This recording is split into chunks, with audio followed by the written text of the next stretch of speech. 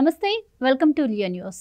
ఆంధ్రప్రదేశ్లో YCP party ఓటమి చెందిన తర్వాత ఆ పార్టీ అధినేత జగన్మోహన్ రెడ్డితో పాటు చాలామంది మంత్రులు కూడా కనుమరుగైపోయారు. అలాగే ఆ నియోజకవర్గాల్లో కూడా కనిపించిన పరిస్థితి అయితే నెలకొన్న నేపథ్యంలో కొద్దో గొప్ప ఇప్పటికైతే పేర్ని నాని అయితే ప్రెస్ మీట్ పెట్టి కొన్ని అంశాలపై ఆయన స్పందించడం జరుగుతుంది. తాజాగా ఒక ఇంటర్వ్యూలో ఆయనే మా సీఎంఓ మెయింటైన్ చేయడంలో మేము ఫెయిల్ అయ్యాము అని చెప్తూనే మరి నిన్న చంద్రబాబు గారు రిలీజ్ చేసిన శ్వేతపత్రాల గురించి అయితే కొన్ని వ్యాఖ్యలు చేశారు. ఈ 35 రోజుల 40 పాలనలో చంద్రబాబు గారు ఒక శ్వేతపత్రాలు విడుదల చేయడం తప్పించి ఇంకేం చేశారు అన్నట్టయితే ఆయన మాట్లాడుతున్నారు. అండ్ పెన్షన్స్ ఒక్కటే కదా ఇచ్చారంటున్నారు. మరి నిజంగానే ఆయన ఆరోపిస్తున్నట్టు అసలు శ్వేతపత్రాల గురించి ఈయనకి ఎంత మాత్రం తెలుసని ఈ విధంగా వ్యాఖ్యలు చేస్తున్నారు. ఇలాంటి విషయాలన్నీ తెలుసుకుందాం. మనతో ఉన్నారు సీనియర్ జర్నలిస్ట్ సత్యమూర్తి గారు. నమస్కారం సార్. నమస్కారం అండి. సార్, మనం గతంలో చూసాము, కొంతమందికి జీవో అంటే ఏం తెలియదు అని కూడా మీరే చెప్పారు, మాట్లాడుకున్నాం. అలాగే పోలవరం గురించి తీసినప్పుడు అంబటి రాంబాబు గారు పోలవరం గురించి నాకు తెలియదు అని చెప్పడం, అది మాట్లాడుకున్నాం. సో ఇప్పుడు పేర్ని నాని గారు రంగంలోకి దిగారు. ఆయన అయితే మరి శ్వేతపత్రాలు తప్ప రిలీజ్ చేయడం ఇంకేముంది, 35 రోజుల్లో పెన్షన్లు ఇవ్వడం తప్పించి మీరేం చేశారని మాట్లాడుతున్నారు. అసలు ఈయనకి శ్వేతపత్రం అంటే ఏంటో తెలుసా? మరి మీరేం చెప్తారు దీని గురించి ఆయన కామెంట్స్ మీద? అంటే మీరు ఇంట్రడక్షన్లో మీరు చెప్పినట్టే పేర్ని నానికి శ్వేతపత్రం అంటే ఏంటో తెలియదు, ఖచ్చితంగా తెలియదు. అసలు ఎంత దురదృష్టకరమైన విషయం ఏంటంటే పేర్ని నాని వాళ్ళ నాన్న ఉన్నాడు, ఆయన పేర్ని కృష్ణమూర్తి గారు. ఆయన చాలా గౌరవప్రదమైన మనిషి. ఆయన అంటే చాలా ఆ రోజుల్లో ఆయన సమాచార శాఖ మంత్రిగా పనిచేశారు. అందరూ ముఖ్యమంత్రులకు కూడా ఆయన అంటే చాలా ఇష్టం, అంత గౌరవప్రదంగా ఉండేవాడు. మరి అటువంటి పేర్ని కృష్ణమూర్తి గారికి మరి పేర్ని నాని, ఈయన కొడుకు పేర్ని కిట్టు అంటారు, మొన్న అసెంబ్లీ ఎన్నికల్లో పోటీ చేసి ఓడిపోయాడు. కేసులు, పోలీస్ కేసులు, దౌర్జన్యాలు, బాగాయిత్యాలు ఇటువంటివన్నీ చేసే కిట్టు, వాటిని సపోర్ట్ చేసే నాని. మరి పేర్ని వంశానికి మరి వీళ్ళు ఎందుకు వచ్చారో మరి మనకు తెలియదు. కానీ అంటే ఎందుకు చెప్తున్నానంటే పేర్ని నాని తెలుసుకోవాలి కదా. ఇప్పుడు శ్వేతపత్రం విడుదల చేస్తున్నాడు. శ్వేతపత్రం ఎందుకు రిలీజ్ చేస్తారు అంటే పేర్ని నానికి తెలియకపోతే నేను చెప్తా. అంటే నేను జర్నలిస్ట్గా నేను ఇటువంటివి చాలా చూశాను కాబట్టి చెప్తా.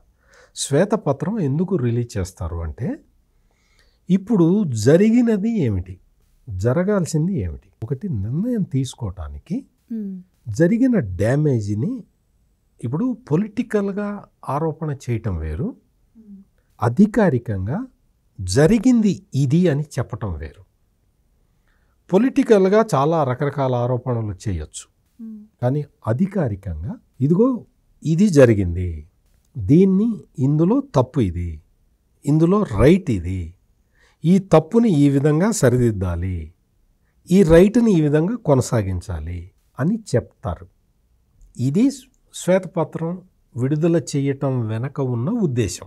మీకు అమరావతి మీద చంద్రబాబు నాయుడు ముఖ్యమంత్రిగా అయిన తర్వాత ఒక శ్వేతపత్రం రిలీజ్ చేశారు. అందులో ఏముంది, అమరావతికి జరిగిన డ్యామేజీ ఏంటి అనేది ఆయన చెప్పాడు. ఆ డ్యామేజీ ఎట్లా చేశాడు అంటే జగన్మోహన్ రెడ్డి ఆ డ్యామేజ్ని ఎట్లా చేశాడు అనేది చెప్పాలి కదా. చెప్పాడు. నిజంగా కూడా అంటే చంద్రబాబు నాయుడు అన్న మాటల్ని కొంచెం పక్కన పెట్టినా కానీ మామూలు సాధారణ వ్యక్తులుగా మనిద్దరం మాట్లాడుకున్నా కానీ ఏ ముఖ్యమంత్రి అయినా అంటే మానసిక సమతుల్యత ఉన్న ఏ వ్యక్తి అయినా ముఖ్యమంత్రి అవ్వగానే క్యాపిటల్ మారుస్తాడమ్మా. అసలు రాజధానిని మార్చాలన్న ఆలోచన ఒక తిక్కలోడికి తప్ప ఇంకెవరికి వస్తుంది అని చంద్రబాబు నాయుడు ప్రశ్నించాడు. అందులో ఏమన్నా తప్పుందా? అసలు రాజధానిని మార్చడం ఏంటి? నువ్వు విశాఖపట్నాన్ని డెవలప్ చేయాలి, కర్నూలుని డెవలప్ చేయాలి, దానికి పద్ధతులు ఉన్నాయి కదా. పోనీ నువ్వు డెవలప్ చేస్తాను అని చెప్పిన పని ఒకటన్నా చేసావా? కర్నూలుని నేను న్యాయ రాజధాని చేస్తా అన్నావు, అందుకు సంబంధించిన యాక్షన్స్ ఏమన్నా తీసుకున్నావా? సార్ మీరు ఇట్లా అంటుంటే ఒక మాట గుర్తొస్తుంది. పేర్ని నాని ఇంకొక మాట కూడా అన్నారు. మా హయాంలో 70% పోలవరం పూర్తయిందన్నారు. మరి మిగిలిన 30% ఎప్పుడు పూర్తి చేస్తారంటే చెప్పట్లేదు. అమరావతి నిర్మాణం ఎప్పుడు పూర్తి చేస్తారంటే కూడా మీరు చెప్పట్లేదని ఈవెన్ మొన్న ఏది ఆయన అన్నట్టే 35 రోజులు అవుతుంది అధికారంలోకి వచ్చి ఆయన ఈ వ్యాఖ్యలు చేస్తున్నారు. వీరన్నట్టు గత 5 ఏళ్ల హయాంలో రాజధానిని వాళ్ళు నిర్మించలేకుండా ఈ 35 రోజుల్లో ఈయన ఇలాంటి ప్రశ్నలు అడగడం ఎలా చూడొచ్చు అంటారు? నేను అందుకనే పేర్ని నాని అనే వ్యక్తి సమాజంలో ఏం జరుగుతున్నది అని తెలుసుకోవటంలో విఫలమైన వ్యక్తి. అతను ఏది పడితే అది మాట్లాడతాడు.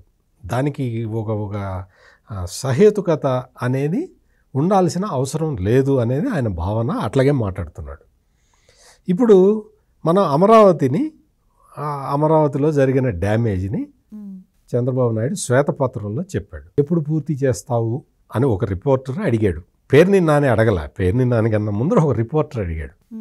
అడిగితే నువ్వు అర్థం చేసుకోవాలయ్యా, ఇప్పుడు నేను చెప్పేదంతా కాన్సెప్ట్ అర్థం చేసుకోవాలి అని చెప్పి చంద్రబాబు నాయుడు ఎక్స్ప్లెనేషన్ ఇచ్చాడు. సేమ్ పోలవరం మీద కూడా అంతే. పోలవరం మీద నువ్వు 74% పనులు చంద్రబాబు హయాంలో జరిగినాయి. ఆ తర్వాత 5 సంవత్సరాల సుదీర్ఘకాలం పరిపాలించిన the greatest leader Jaganmohan Reddy హయాంలో జరిగింది 1.5% వర్క్స్. అంటే నువ్వు 5 సంవత్సరాల కాల వ్యవధిలో 1.5% వర్క్స్ చేసిన ఒక జగన్మోహన్ రెడ్డికి బంట్రోతైన ఈ పేర్ని నాని ఈ క్వశ్చన్ అడగటం ఎంత తప్పు? నీకు చేయటం రాదు. నీకు చేయటం రానప్పుడు నువ్వు అది ఒప్పుకొని చేసే మనిషిని చూసి నేర్చుకో. నీకు చేయటం రాదు, ఆయన చేస్తుంటే నువ్వు దాన్ని చెడగొట్టాలని ప్రయత్నం చేస్తున్నావు. పోలవరం ప్రాజెక్టులో డయాఫ్రమ్ వాల్ దెబ్బతిన్నదయా అని ఆయన చెప్పి 4 చోట్ల దెబ్బతిన్నది. ఇది రిపేర్ చేయటం అంటే చాలా కష్టం, కానీ నేను ప్రయత్నం చేస్తున్నానని చెప్పి ఆయన విదేశీ నిపుణులను తీసుకొచ్చి చూపిస్తున్నాడు. హైడ్రాలజీ ఎక్స్పర్ట్స్ వచ్చి చూస్తున్నారు అక్కడ. వాళ్ళు రిపోర్ట్ ఇస్తారు, ఆ రిపోర్ట్ మీద యాక్షన్ తీసుకుంటారు. నువ్వు నీ స్వార్థం కోసం కాంట్రాక్టర్ని మార్చి రివర్స్ టెండరింగ్ అనే ఒక మోసపూరిత మాట చెప్పి నువ్వు నాశనం చేసేసిన ప్రాజెక్టుని చంద్రబాబు నాయుడు బతికిస్తున్నాడు. మళ్ళీ అన్న మాకేం తెలుసు అన్న, మాకు కేంద్రం నుంచి డబ్బులు వస్తే మీకు ఇస్తానన్నా అని పోలవరం నిర్వాసితులతోటి అన్న వ్యక్తి జగన్మోహన్ రెడ్డి. ఈ పేరుని నాని వెళ్ళి జగన్ అడగాలి. అయ్యా నువ్వు మరి ఇట్లా అన్నావు కదా, మరి కేంద్రం నుంచి డబ్బులు వస్తే ఇస్తానన్నా, మందేముందన్నా అన్నావు కదా, మరి ఇంత అసమర్థుడివి ఇంకా నువ్వు పోలవరం గురించి మాట్లాడటం ఎందుకు జగన్ అని చెప్పి ఈ పేరుని నాని వెళ్ళి చెప్పాలి జగన్ తోటి. ఇంకా మనం నువ్వు మాట్లాడు, శ్వేతపత్రం గురించి విమర్శించు అంటే మనం ఏడవలేకపోయాం కదండి, మనకెందుకండి దాని మీద మనం మాట్లాడద్దు అని చెప్పాలి. పేరుని నాని వెళ్ళి జగన్ తోటి చెప్పాల్సిన మాటలు ఇవి.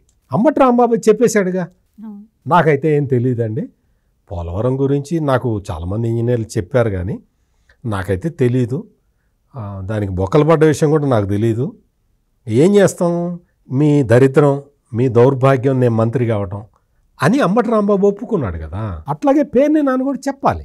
నిన్న మొత్తం చంద్రబాబు నాయుడు ఇంకొక శ్వేతపత్రం రిలీజ్ చేశాడు.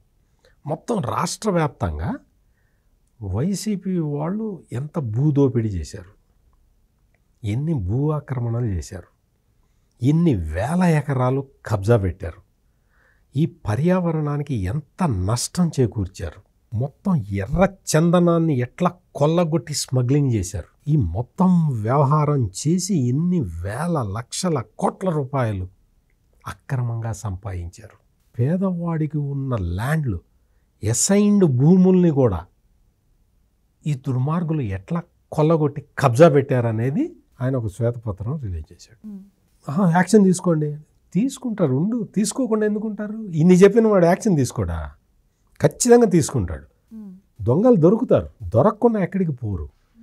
ఏంటంటే ప్రభుత్వము ముందరికి వెళ్తున్న కొద్దీ ఈ శ్వేతపత్రాలు రిలీజ్ చేస్తూ చంద్రబాబు నాయుడు కాలక్షేపం చేయటం లేదు. పబ్జీ ఆడుకుంటూ కాలక్షేపం చేసింది జగన్మోహన్ రెడ్డి, చంద్రబాబు నాయుడు కాదు.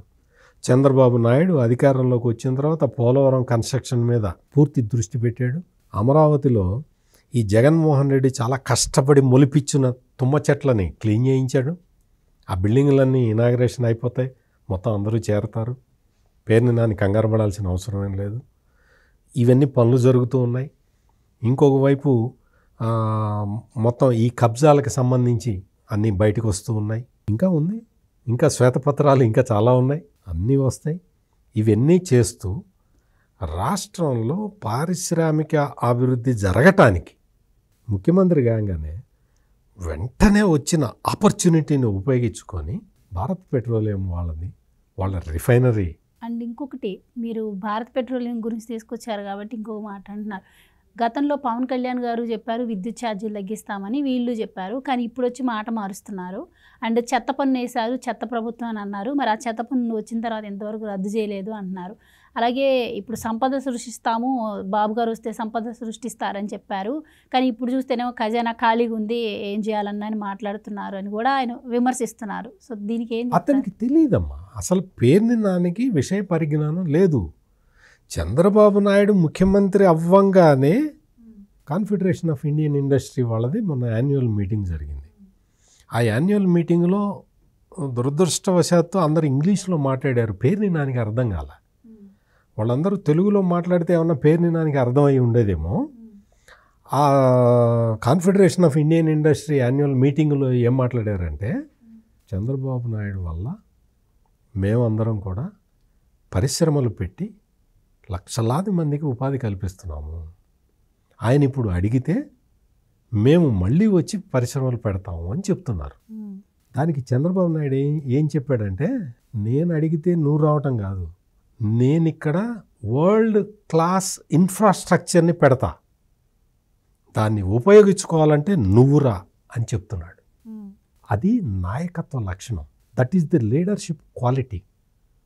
నువ్వు అడుక్కొని వాళ్ళని కాళ్ళు పట్టుకొని బతిలాడటం కాదు, నేను వరల్డ్ క్లాస్ ఇన్ఫ్రాస్ట్రక్చర్ పెడతా, దీన్ని వాడుకోవాలంటే నువ్వు రావాల్సిన అవసరం నీకుంది అని చెప్తున్నాడు. ఎవరైనా ఆ విధంగా చెప్తారా? అంటే చంద్రబాబు నాయుడికి విజన్ ఉంది, ఆయన చేసే పని మీద ఆయనకు అవగాహన ఉంది మొదట, అందుకనే ఆయన అంత కాన్ఫిడెంట్గా మాట్లాడగలుగుతాడు. ఈ రోజున ఒక 60,000 కోట్ల రూపాయల పెట్టుబడితో భారత్ పెట్రోలియం పెట్రోల్ రిఫైనరీని తీసుకొచ్చి అక్కడ పెడితే ప్రత్యక్షంగా పరోక్షంగా 1,00,000 మంది దాని మీద బతుకుతారు. అంటే 1,00,000 మందికి ప్రత్యక్షంగా పరోక్షంగా ఎంప్లాయ్మెంట్ వస్తుంది. ఎంత పెద్ద ప్రాజెక్ట్ కింద లెక్క అది. అంటే ఆ ప్రాజెక్టుని జగన్మోహన్ రెడ్డి తేగలిగాడా అంటే కంపేర్ చేయటం కాదు. జగన్మోహన్ రెడ్డికి అసలు జగన్మోహన్ రెడ్డి ఏమన్నాడంటే ముఖ్యమంత్రిగా ఉన్నప్పుడు ఇవన్నీ వేస్ట్ అండి, మనం పరిశ్రమలకి గవర్నమెంట్ తరఫు నుంచి రాయితీలు అవి ఇవ్వటం వేస్ట్ అన్నాడు. అందువల్ల జగన్మోహన్ రెడ్డికి అసలు కాన్సెప్టే లేదు, కాన్సెప్ట్ తెలియదు, డెవలప్మెంటల్ ఆస్పెక్ట్ అనేది అసలు లేదు. జగన్మోహన్ రెడ్డిని నమ్ముకున్న ఈ బ్యాచ్ అందరికీ కూడా వాళ్ళకి తెలియదు. వాళ్ళకి తెలిసిందల్లా ల్యాండ్ గ్రాబింగ్ ఒక్కటే. ఆ ల్యాండ్ గ్రాబింగ్ కోసం తెచ్చిన చట్టాన్ని మరి చంద్రబాబు నాయుడు రద్దు చేశాడు. ఇంకా మరి వాళ్ళకేమో జీవనోపాధి పోయింది. ల్యాండ్ గ్రాబింగే కదా వాళ్ళ జీవనోపాధి. వాళ్ళ జీవనోపాధిని చంద్రబాబు తీసేశాడు. మరి చంద్రబాబు మీద వాళ్ళు పడి ఏడవకి ఏం చేస్తారు? అందుకని ఈ శ్వేతపత్రాలన్నీ విడుదల చేయటం అనేది ఇది కరెక్ట్ ప్రాసెస్, కరెక్ట్ విధానము. దీనివల్ల ప్రభుత్వానికి ఎంత డ్యామేజ్ జరిగిందో తెలుస్తుంది. ఈ డ్యామేజ్ని ఎట్లా కంట్రోల్ చేయాలో ప్రజల నుంచి కూడా సలహాలు తీసుకుంటారు. అందరూ సలహాలు ఇస్తారు, అందరూ పార్టిసిపేట్ చేస్తారు. This is the Chandrababu style of functioning. ఆయన అందరినీ ఇన్వాల్వ్ చేస్తాడు. అమరావతిని ఆ రోజు కట్టేటప్పుడు అమరావతికి ఎందుకమ్మా ఆ రోజు కాదు, ఈ రోజున నిన్నగాక మొన్న పెన్షనర్లు పెన్షన్ తీసుకునేవాళ్ళు ఆ సంఘం సభ్యులు వచ్చి, అయ్యా మా పెన్షన్ డబ్బుల్లో నుంచి నీకు అన్న క్యాంటీన్ల కోసం అని చెప్పి నేను ఒక 1,00,000 రూపాయలు ఇస్తున్నాము, తీసుకోండి అని 1,00,000 రూపాయలు చెక్ ఇచ్చారు. ఎందుకు ఇచ్చారమ్మా? వాళ్ళు ఇవ్వకపోయినా అన్న క్యాంటీన్లని ప్రభుత్వం అయితే నడపబోతున్నది కదా, ఎందుకు ఇచ్చారు? Sense of participation. అది నాయకత్వ లక్షణం, అది చంద్రబాబు నాయుడుకి ఉంది. అందుకని చంద్రబాబు నాయుడిని చూస్తే అందరూ వచ్చి వాళ్ళు మేము కూడా పార్టిసిపేట్ చేస్తాం సార్, మాకు అవకాశం ఇవ్వండి అని అడుగుతారు. జగన్మోహన్ రెడ్డి లాంటి వాడు ముఖ్యమంత్రిగా ఉంటే, అయ్యా నీ జోలికి మేము రాము, నువ్వు మా జోలికి రాకుండా ఉంటే అదే సంతోషం అని పారిపోతారు. ఇది జగన్మోహన్ రెడ్డికి చంద్రబాబు నాయుడికి ఉన్న తేడా. అందుకని ఈ 35 రోజుల్లో 30 రోజుల్లో ఏం చేశాడు అని అడిగే అర్హత పేర్ని నానికి అస్సలు లేదు. నువ్వు 2.5 ఏళ్ళు మంత్రిగా ఉన్నావు, ఏం చేసావు అని అడిగితే నువ్వు ఒకటి చెప్పు, పోని సగంలో తీసి అవతల పడేశాడు కదా ఆ మంత్రిగా. 2.5 ఏళ్ళు మంత్రిగా ఉండి నువ్వేం చేసావు ఒక్కటి చెప్పు, చెప్పలేడు. ఈ మొత్తం జరుగుతున్న ప్రాసెస్ అంతా కూడా ఒక సిస్టమేటిక్గా జరుగుతున్నది. శ్వేతపత్రాలు అంటే వైసీపీ వాళ్ళకి తెలియదు, అర్థం కాదు. ఎందుకమ్మా ఖజానా మొత్తం ఖాళీ చేసిపోయారు కదా, ఒక్క పైసా లేదు కదా. ఒక్క పైసా లేకపోయినా కానీ కరెక్ట్గా అధికారం చేపట్టిన 14 రోజుల్లో సామాజిక భద్రతా పెన్షన్లు ఎట్లా ఇచ్చాడు, ఉద్యోగస్తులకి ప్రభుత్వ ఉద్యోగస్తులకి జీతాలు ఎట్లా ఇచ్చాడు, రిటైర్డ్ ప్రభుత్వ ఉద్యోగులకి పెన్షన్లు ఎట్లా ఇచ్చాడు అంటే ఆర్థిక క్రమశిక్షణ అంటే ఏంటో చంద్రబాబు నాయుడికి తెలుసు. జగన్మోహన్ రెడ్డికి ఏం తెలుసు? డబ్బులు రాగానే మన కులం కాంట్రాక్టర్లకి, అందులోనూ మనకి కమిషన్ ఇచ్చే కాంట్రాక్టర్లకి బిల్లులు ఇవ్వటం మాత్రమే జగన్మోహన్ రెడ్డికి తెలుసు. అది జగన్మోహన్ రెడ్డికి చంద్రబాబు నాయుడికి ఉన్న తేడా. ఈ శ్వేతపత్రాలు రిలీజ్ చేస్తూ ఉంటే ప్రజలందరికీ కూడా అర్థమవుతూ ఉన్నది వీళ్ళు ఎంత దోపిడీ చేశారు. కరెంటు ఛార్జీలు అపోజిషన్లో ఉన్నప్పుడు తెలుగుదేశం పార్టీ చెప్పింది, 9 సార్లు కరెంటు ఛార్జీలు పెంచాడు జగన్ అని చెప్పారు. మరి శ్వేతపత్రంలో అదే విషయాన్ని అధికారికంగా చెప్పాడా లేదా? ఎంత శాతం కరెంటు ఛార్జీలు పెంచారు, ఏ విధంగా పెంచారు అని క్లియర్ కట్గా ఆయన శ్వేతపత్రంలో ఆయన ప్రజెంట్ చేశాడు. దాన్ని ఇప్పుడు తగ్గించే ప్రక్రియ మొదలైంది. అంటే ఆల్రెడీ తగ్గించాడు. ఆల్రెడీ ఈ ఏదో ఆ ఛార్జీలు ఈ ఛార్జీలు అని చెప్పి మొత్తం ప్రజల్ని దోచుకున్నాడు కదా కరెంటు ఛార్జీల పేరుతో జగన్మోహన్ రెడ్డి. అవన్నీ ఒక్కొక్కటి తీసేస్తూ ఉన్నాడు. అంటే ఇవన్నీ చెప్పుకోవాల్సిన అవసరం ఉన్నది.